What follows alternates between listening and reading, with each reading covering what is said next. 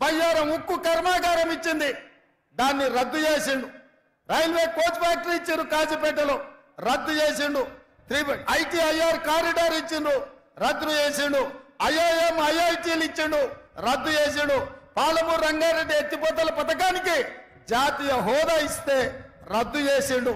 అంతెందుకు మీ గుండె bond paper రాసిచ్చుడు 5 రోజులలో పసుపు బోర్డు ఇస్తా అని. 5 ఏళ్ళైనా ఇయ్యలే. నరేంద్ర మోడీ గారు ఏమైనా అది చెప్తారేమని నేను అనుకున్నా. నిజామాబాద్కు పసుపు బోర్డు ఇస్తా అన్నాం, ఇస్తున్నాం తీసుకోండి ఆ రైతులకు అని. చక్కెర కర్మాగారాన్ని ఇయ్యాలొచ్చి మాటలు చెప్తున్నాడు ఆయన.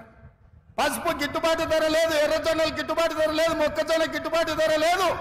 మీ చెరుకు కర్మాగారం తెరిచే పరిస్థితులు లేవు. ఇవేవి చెప్పలే. కాంగ్రెస్ పార్టీని ఈ దేశంలోనే లేకుండా చెయ్యాలి అని వారు అంటున్నారు.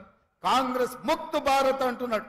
నేను అడుగుతున్నా, కాంగ్రెస్ ముక్త్ భారత్ అంటే మేము ఇచ్చిన రిజర్వేషన్లు రద్దు చేయడమే కదా? కాంగ్రెస్ ముక్త్ భారత్ అంటే మేము ఇచ్చిన తెలంగాణను అవమానించడమే కదా? దీనికోసం నరేంద్ర మోడీ గారు 7 విమానాలు వేసుకొచ్చి మెదక్ జిల్లాలో మీటింగ్ పెట్టి మనల్ని తిట్టిపోతాడా?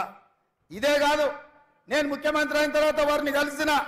హైదరాబాద్ నగరానికి మెట్రో రైలు కావాలి, మా నగరం విస్తరించింది, విశ్వ నగరం అయ్యింది, దీనికి మెట్రో రైలుకు అనుమతులు ఇవ్వండి, నిధులు ఇవ్వండి అన్న.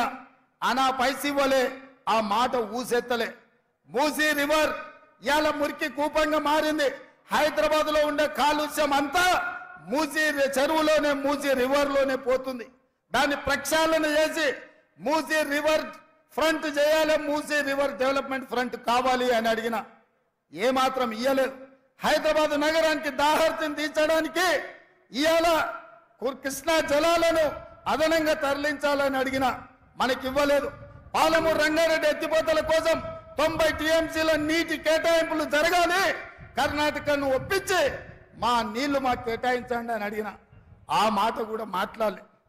మరి నేను అడుగుతున్నా నరేంద్ర మోడీ గారు, పార్లమెంటులో తెలంగాణ రాష్ట్రం గురించి కాంగ్రెస్ తలుపులు మూసి లైవ్లు కట్ చేసి తెలంగాణ ఇచ్చింది, తల్లిని చంపి బిడ్డను బతికిచ్చింది అన్నారు. తెలంగాణను అవమానిస్తావు, తెలంగాణకు నిధులు ఇవ్వవు, తెలంగాణకు నీళ్ళ కేటాయింపులు ఇవ్వవు. ఇవేవి చేయకపోను ఇవాళ ధైర్యంగా వచ్చి తెలంగాణలో ఓట్లు అడుగుతున్నాడు నరేంద్ర మోడీ గారు. మేము కుట్ర చేయలేదంటుండు. నేను మీడియా మిత్రుల ద్వారా ఇవాళ చెప్పదలుచుకున్నా, సాయంత్రం 5 గంటలకు హైదరాబాద్లో ప్రెస్ మీట్ పెట్టి ఏ విధంగా రాజ్యాంగాన్ని రద్దు చేయాలనుకున్నారో, రాజ్యాంగాన్ని రద్దు చేయడం ద్వారా, రాజ్యాంగాన్ని సమూలంగా మార్చడం ద్వారా ఎట్లా రిజర్వేషన్లు దెబ్బతీయాలనుకున్నారో ఆధారాలన్నిటిని కూడా 5 గంటలకు మీడియాకు విడుదల చేస్తా. దేశ ప్రధానమంత్రిగా అబద్ధాలు చెప్తున్నారు నరేంద్ర మోడీ గారు. మీ స్థాయికి, మీ హోదాకు ఇది తగదు. ప్రధానమంత్రి గారు, మీరు మీ పార్టీ 2000 సంవత్సరంలోనే రాజ్యాంగాన్ని సమూలంగా మార్చడానికి కమిషన్ను నియమించిండ్రు, మీరు గెజిట్ నోటిఫికేషన్ ఇచ్చిండ్రు. సాయంత్రం 5 గంటలకు 2000 సంవత్సరంలో రాష్ట్రపతి ప్రసంగంలో రాజ్యాంగం మార్పు గురించి బీజేపీ ప్రభుత్వం ప్రస్తావించింది, పార్లమెంటులో ప్రకటన చేసింది. ఈ వివరాలన్నిటిని కూడా ఈరోజు దేశ ప్రజలకు నేను విడుదల చేయదలుచుకున్నా.